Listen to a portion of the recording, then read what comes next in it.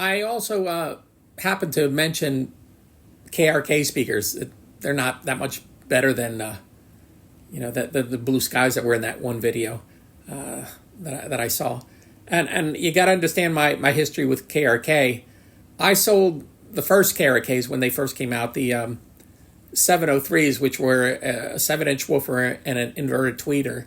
And they were very primitive. The cabinets weren't made very well. I mean, they were pointy on the edges, but it didn't matter. They sounded, fantastic. And they had that yellow cone that you start seeing them everywhere.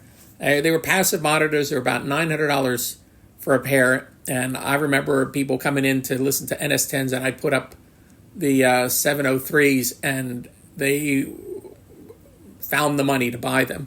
And then KRK came out with the 1002s, which was a 10-inch woofer with an inverted tweeter, and those things sounded fantastic. And then they came out with a 1303 three-way.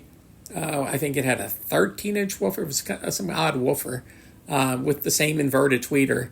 And they all were, it looks like they were all handmade, because they weren't all, the cabinets weren't really, nice and finished like the other speaker company. So it looked like somebody was making them in a garage, but it didn't matter. Those things sounded really, really good.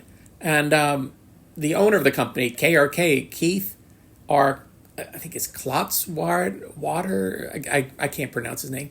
But I knew him and talked to him directly, and really nice guy, real enthusiastic about his line. And at some point, also, I have to point out, when you got the KRKs, they made a left speaker and a right hand speaker. Now, you don't have to do that, but they were doing all these things just to make sure that they were exactly the sound that they heard that they wanted to get out to the general public. And then at some point, KRK got sold, the whole company. Keith sold the company, and I think it's Gibson that bought them. And the last great speaker that they made was the E8.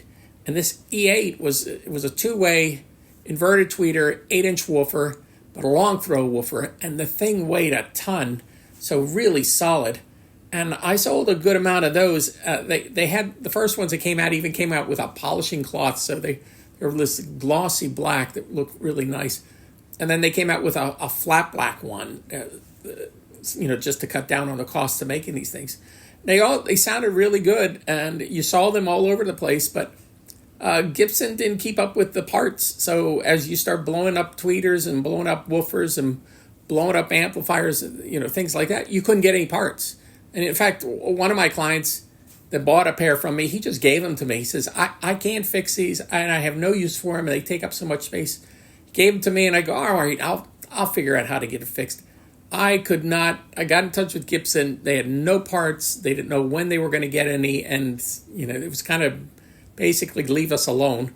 And I tried buying some parts off of eBay, and it wasn't all the whole package. So I gave those speakers away too. Now they have the whole KRK line, and it's something that's sold at the guitar centers and the box houses, and they're not great sounding. The attention to detail is not there, and they push them hard, but you basically see them in project studios. They're not revealing as much as they should be.